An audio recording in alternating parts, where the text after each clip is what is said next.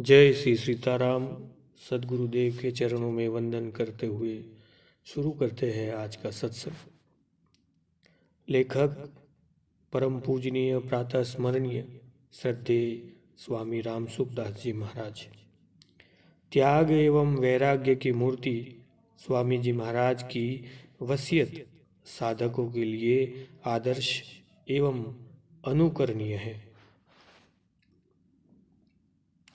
भगवान की असीम अहेतु की कृपा से ही जीवन को मानव शरीर मिलता है। इसका एकमात्र उद्देश्य केवल भगवत प्राप्ति ही है, परंतु मनुष्य इस शरीर को प्राप्त करने के बाद अपने मूल उद्देश्य को भूलकर शरीर के साथ दृढ़ता से तादात्म्य कर लेता है और इसके सुख को ही परम सुख मानने लगता है। शरीर को सत्ता और महत्ता देकर उसके साथ अपना संबंध मान लेने के कारण उसका शरीर से इतना मोह हो जाता है कि इसका नाम तक उसको प्रिय लगने लगता है। शरीर के सुखों में मान बढ़ाई का सुख सबसे सूक्ष्म होता है।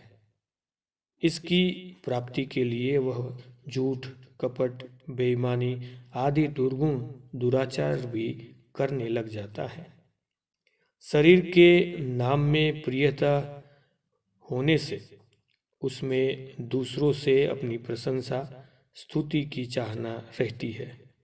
वह यह चाहता है कि जीवन पर्यंत मेरे को नाम बड़ाई मिले और मरने के बाद मेरे नाम की कीर्ति हो। यह वह भूल जाता है कि केवल लौकिक व्यवहार के लिए शरीर का रखा हुआ नाम शरीर के साथ नष्ट होने के बाद कोई अस्तित्व नहीं रखता। इस दृष्टि से शरीर की पूजा, मान, आदर एवं नाम को बनाए रखने का भाव किसी महत्व का नहीं है, परंतु शरीर का नाम, आदर एवं नाम की स्तुति, प्रशंसा का भाव इतना व्यापक है कि मनुष्य अपने तथा अपने प्रियजनों के साथ तो ऐसा व्यवहार करता ही है, परंतु जो भगवद्गीता, महापुरुष वचन तथा शास्त्र मर्यादा के अनुसार सच्चे हृदय से अपने लक्ष्य भगवत प्राप्ति में लगे रहकर इन दोषों से दूर रहना चाहते हैं, उन साधकों के साथ भी ऐसा ही व्यवहार करने लग जाता है। अधिक क्या कहा जाए, उन साधकों का शरीर निष्प्राण होने पर भी उसकी स्मृति बनाए रखने के लिए वे उस शरीर को चित्र में आबद्ध करते हैं एवं उसको बहुत ही साज सज्जा के साथ अंतिम संस्कार स्थल तक ले जाते हैं।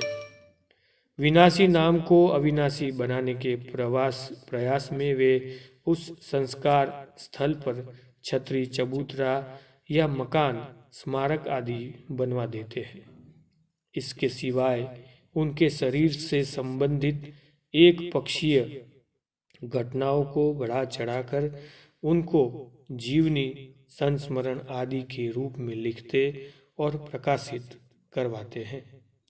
कहने को तो वो अपने आप को उन साधकों का श्रद्धालु कहते हैं, पर काम वही करते हैं जिसका वे साधक विशेष करते हैं।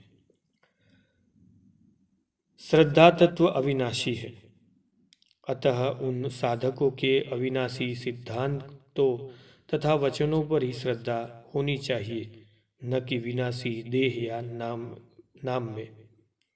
नाशवान शरीर तथा नाम में तो मोह होता है, श्रद्धा नहीं।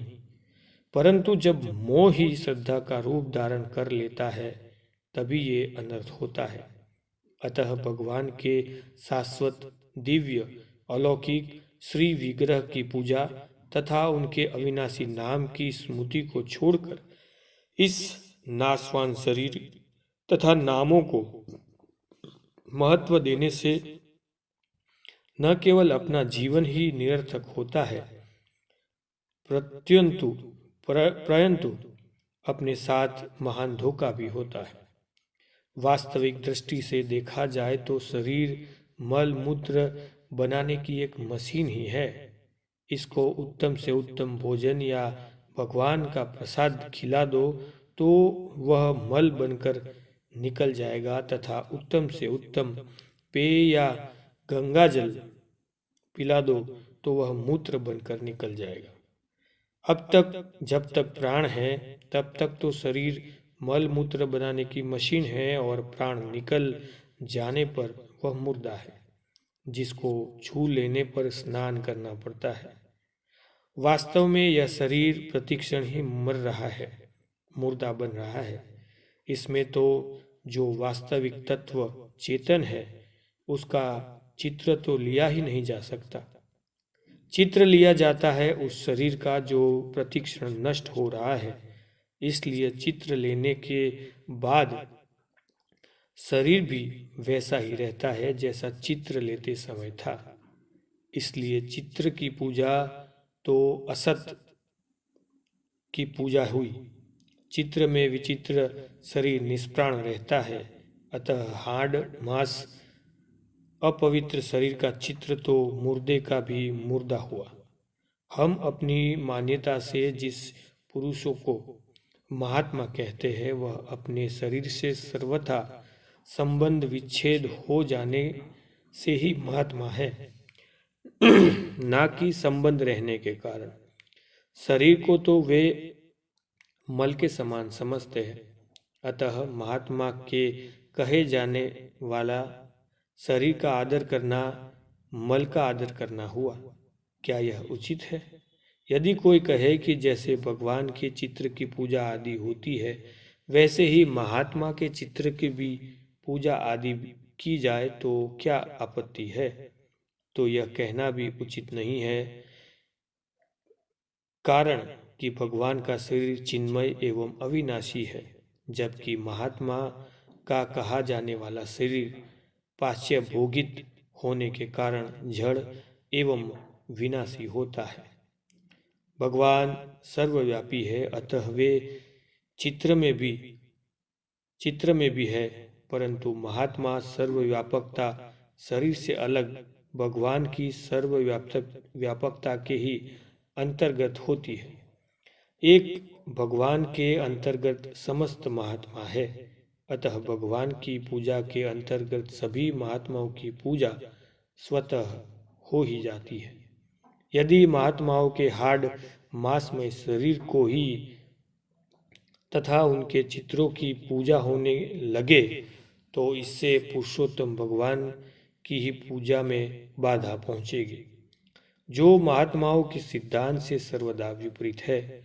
महात्मा तो संसार में लोगों को भगवान की ओर लगाने के लिए आते हैं, न कि अपनी ओर लगाने के लिए। जो लोगों को अपनी ओर अपना ध्यान पूजा आदि में लगाता है वह तो भगवत विरोधी होता है।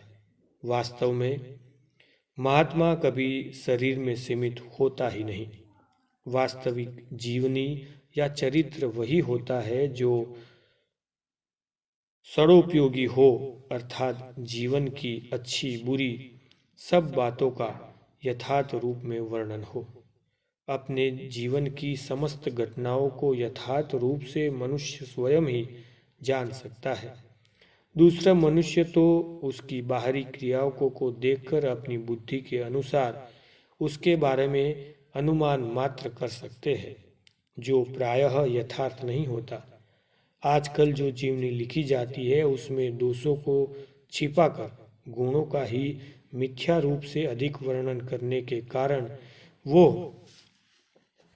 संडोपांग तथा पूर्ण रूप से सत्य होती नहीं है। वास्तव में मर्यादा पुरुषोत्तम भगवान श्री राम के चरित्र से बढ़कर और किसी का चरित्र क्या हो सकता है। अतः उन्हीं के चरित्र को पढ़ना सुनना चाहिए और उनके अनुसार अपना जीवन बनाना चाहिए। जिसको हम महात्मा मानते हैं उसका सिद्धांत और उपदेश ही श्रेष्ठ होता है, अतः उसी के अनुसार अपना जीवन बनाने का यत्न करना चाहिए। उपयुक्त सभी बातों पर विचार करके मैं सभी परिचित संतों तथा सद्गृहस्थों से एक विनम्र निवेदन प्रस्तुत कर रहा हूँ इसमें सभी बातें मैंने व्यक्तिगत आधार पर प्रकट की है, अर्थात मैंने अपने व्यक्तिगत चित्र, स्मारक, जीवनी आदि का ही निषेध किया है। मेरी शारीरिक असमर्थता के समय तथा शरीर शांत होने के बाद इस शरीर के प्रति आपका क्या दायित्व रहेगा, इसका स्पष्ट निर्देश करना ही इस लेख का प्रयोजन है। प्रथम, यदि यह शरीर चलते फिरते, उठते बैठते आदि में असमर्थ हो जाए एवं वैद्यों, डॉक्टरों की राय से शरीर के रहने की कोई आशा प्रतीत न हो, तो इसको गया जी के तटवर्ती स्थान पर ले जाया जाना चाहिए। उस समय किसी भी प्रकार की औषधि आदि का प्रयोग न करके केवल गंगा जल तथा तुलसी दल का ही प्रयोग किया जाना चाहिए। उस समय अवनव रूप से भगवान नाम का जप तथा कीर्तन और भगवद गीता तथा विष्णु सहस्त्र नाम, श्री रामचरितमानस आदि पूज्य ग्रंथों का श्रवण कराया जाना चाहिए। इस शरीर के निष्प्राण होने के बाद इस पर गोपी चंदन एवं तुलसी माला के सिवाय पुष्प, इत्र, गुलाब आदि का प्रयोग बिल्कुल नहीं किया जाना चाहिए। निष्प्राण शरीर को साधु परंपरा के अनुसार कपड़े की झोली में ले जाना चाहिए, न कि लकड़ी आदि के निर्मित वैकुंठी विमान आदि में। जिस प्रकार इस शरीर की जीवित अवस्था में मैं चरण स्पर्श, दंडवत प्रणाम, परिक्रमा, माल्यार्पण, अपने नाम की जयकार आदि का निषेध करता आया हूँ, उसी प्रकार शरीर के निष्प्राण होने के बाद भी चरण स्पर्श, दंडवत प्रणाम, परिक्रमा, माल्यार्पण, अपने नाम की जयकार आदि का निषेध समझना चाहिए। इस शरीर की जीवित अवस्था के, मृत्यु अवस्था के तथा अंतिम संस्कार आदि के चित्र, फोटो लेने का मैं सर्वथा निषेध करता हूँ। मेरी हार्दिक इच्छा है कि ये अन्य नगर या गांवों में इस शरीर के शांत होने पर इसको वाहन में रखकर गंगा जी के तट पर ले जाना चाहिए और वहीं इसका अंतिम संस्कार कर देना चाहिए। यदि किसी अपरिहार्य कारणों से ऐसा होना कदापि संभव न हो सके, तो जिस नगर या गांव में शरीर शांत हो जाए वहीं गायों के गौ से जंगल की ओर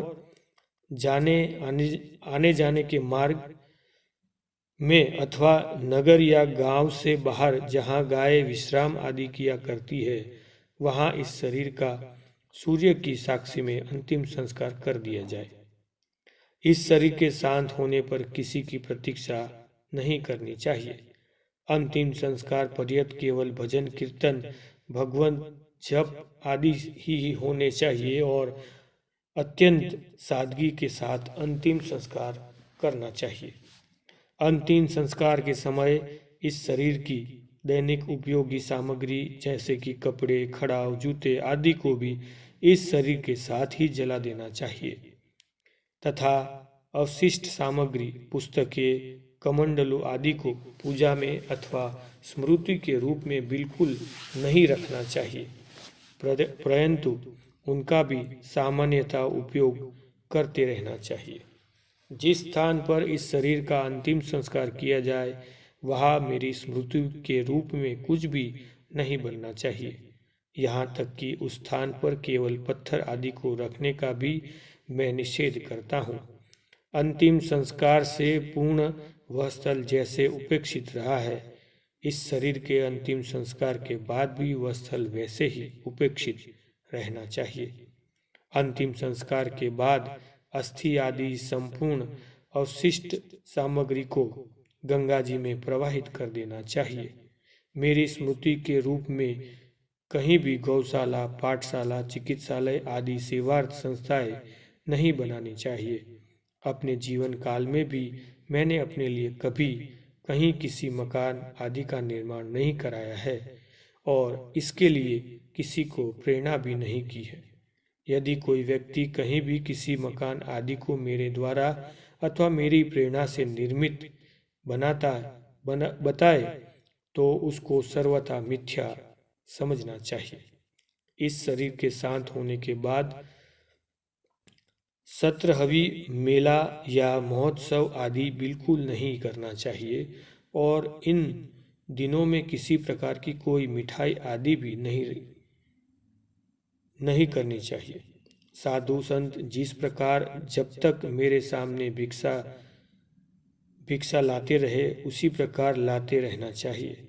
अगर संतों के लिए सद्गृहस्थ अपने आप भिक्षा लाता है तो उसी भिक्षा को स्वीकार करना चाहिए जिसमें कोई मीठी चीज न हो।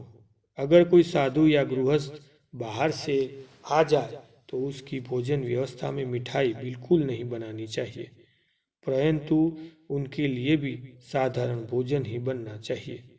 इस शरीर के शांत होने पर शोक अथवा शोक सभा आदि नहीं करनी चाहिए, परंतु सहस्त्र दिन तक सहस्त्र भजन कीर्तन, भगवत नाम जाप, गीता पाठ, रामचरित मानस का पाठ, संतवाणी पाठ, भगवत पाठ आदि आध्यात्मिक कृत्य ही होते रहने चाहिए। सनातन हिंदू संस्कृति में इन दिनों में यही मुख्य कृत्य माने गए हैं। इस शरीर के शांत होने के बाद 17वीं आदि किसी भी अवसर पर यदि कोई सज्जन कृपया पैसा, कपड़ा आदि कोई वस्तु भेंट करना चाहे तो नहीं लेना चाहिए, अर्थात किसी से भी किसी प्रकार की कोई भेंट बिल्कुल नहीं लेनी चाहिए। यदि कोई कहे कि हम तो मंदिर में भेंट चढ़ाते हैं तो इसको फालतू बात मानकर इसका विरोध करना चाहिए। बाहर से कोई व्यक्ति किसी भी प्रकार की कोई भेंट किसी भी माध्यम से भेजे तो उसका सर्वथा अस्वीकार कर देना चाहिए। किसी से भी भेंट न लेने के साथ साथ यह सावधानी भी रखनी चाहिए कि किसी को कोई भेंट, चादर, किराया आदि नहीं दिया जाए जब तक 17वीं भी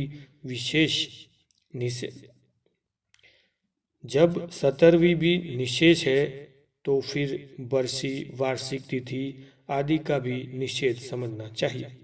इस शरीर के शांत होने के बाद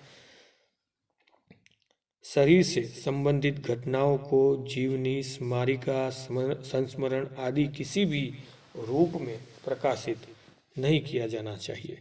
अंत में मैं अपने परिचित सभी संतों एवं सद्गृहस्थों से विनम्र निवेदन करता हूँ कि जिन बातों का मैंने निषेध किया है उनको किसी भी स्थिति में नहीं किया जाना चाहिए।